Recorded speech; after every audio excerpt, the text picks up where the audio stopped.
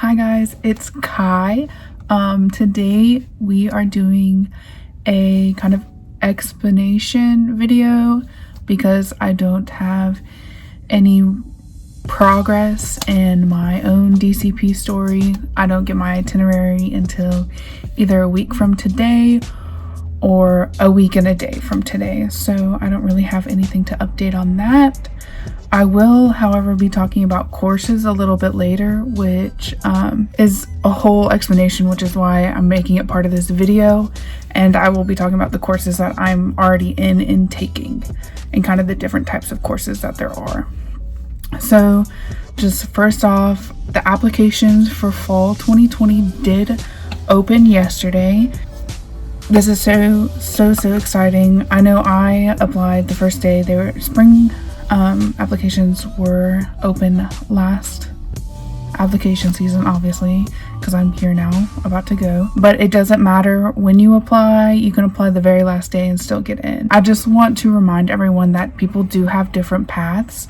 So some people do get the web-based interview within an hour or sometimes immediately or stuff like that, but some people get it months later. Like they'll apply and then a month or 2 months or 4 days before applications close, they'll get a web-based interview and still get accepted. So it doesn't matter if you don't get it immediately. Something to remember, you are still in consideration until you get that NLIC email, no longer in consideration email. Up until that point, you are in consideration. Don't get worried about other people. That's why I don't recommend joining the Facebook groups until you are accepted, because it can get kind of tough to see all these people be accepted and stuff, and you not be, and you think that you're never get accepted and stuff like that.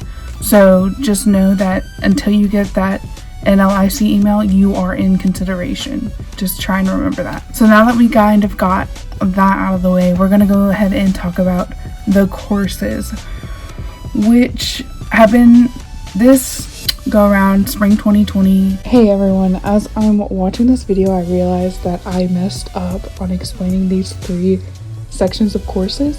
So the seminars are the 2 hours once a week for 4 weeks exploration seminars, and I did explain those correctly. There are only 2 of those left. The ones that I got wrong, Spotlight On and Discovery Disney. Spotlight On are the ones that are going to be more career bound, so those are your acing the interview, your guest relations, Disney Cruise Line, those are Spotlight On. And then Discovery Disney is the ones that are tours. Sorry about that, so just ignore me in the future. There's 3 different types of courses. There's the Spotlight On, which is tours and stuff like that, and then there's Exploring Disney, and there's seminars. So they just changed it recently. There used to be multiple seminars that you could do, but they've actually taken away those, and there's only 2 seminars now. There's Leadership 101 and Event Operations. The other ones that were offered were broken down into the Exploring Disney and the Spotlight On courses. So that being said, they no longer do lottery style for the seminars, which the seminars are different than the other classes because the seminars are 4-week programs. So you'll go once a week for 4 weeks and learn about the same subject. That's Leadership 101 and Event Operations, which kind of speak for themselves, but Event Operations is you learning the ins and outs of different events, how to deal with guests, stuff like that. In the description, it says that you'll do live interactions and stuff like that. And then for Leadership 101, you talk about what it means to be a leader generally, but then you also talk about it specifically to Disney. I signed up for that course. And then the other ones are also first come first serve, so there's no more lottery style. Now they have been having troubles. We've gotten 3 emails about technical issues that they are having with this because they no longer do the lottery style, because the site is definitely getting overloaded, which makes sense because there's 1,000 to 5,000 people trying to get into this 1 course or 2 courses and stuff like that. So the site actually overloads and it locks up very easily. So that's just something to think about. I personally have been able to get into 8 different courses, but I think that's just luck. So also with these courses, you are limited to only taking 2 a week. So now this 2 a week does also include the seminars, which are the 4 weeks in a row. So if you want to take other courses during those weeks, you can only take one along with the seminar. Like for me personally, since I am taking the Leadership 101 course,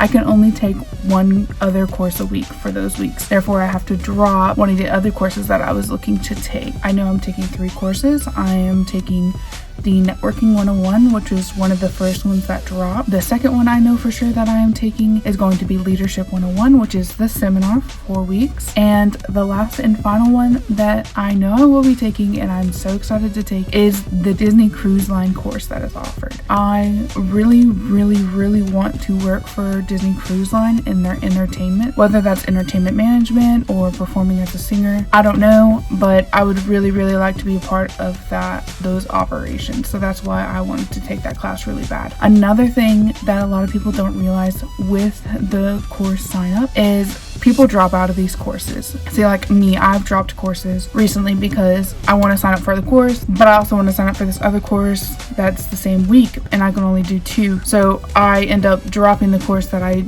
don't want to take because you have up until 2 days before to drop the course. I dropped the course because I can only take 2 and I would rather take this one than the other one. So people are dropping courses more often than you think. I personally would recommend just checking on every once in a while. That's actually how I got Disney Cruise Line. That one, I had stayed on the site for, I want to say like an hour to 2 hours after they dropped, because when they first dropped, everyone's trying to get on there and get the course. Like they're all on the site, it's overloading, you can't load, no one can click on anything, we're all at a standstill until it finally lets someone in. And usually what happens is when it loads and you're able to get into, they're all full. So my recommendation is staying on the site. I kept my iPad on there. I wasn't on my iPad, so I just kept my iPad on the site and I would check it every couple minutes. And that's how I ended up getting into the Disney Cruise Line, because someone dropped the course and I was able to click on it really quick and get into it. So it's all about timing, pretty much. A lot of people are upset, which makes sense, but if you really think about it, this is probably a good 1,000 people trying to get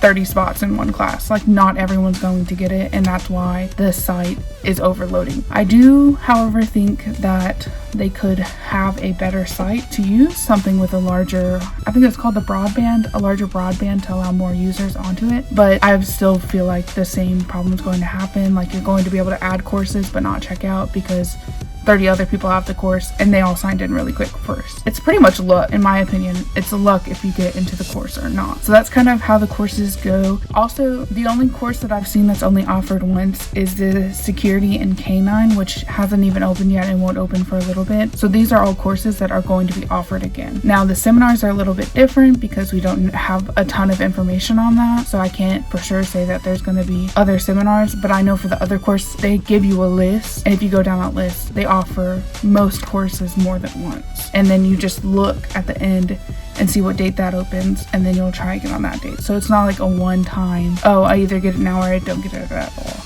That's not the case. They understand that there's only 30 spots in this one and not everyone's going to want it. Not everyone's going to be able to do it that wants to do it. There are other options and other times that these courses are offered, which is really good in the grand scheme of things, because if you were busy today or you're busy tomorrow and you can't sign up for a course, then you still have the chance later. Not a lot of people explain the courses very well, I found. I didn't really know too much information until I myself went to go sign up for courses. I didn't know there was a separate site. I didn't know anything, so I was just kind of hoping this detail would help others who want to sign up for the courses, and hopefully they understand kind of more how it works. All courses will drop at noon, the day that it says on the end.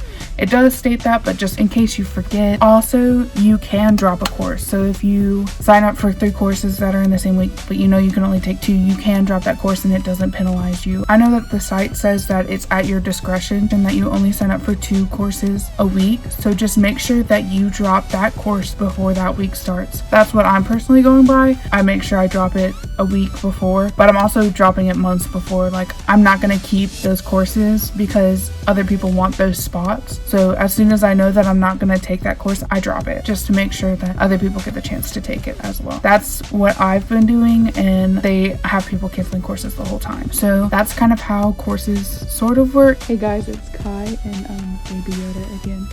I totally forgot to mention the walk-on policy.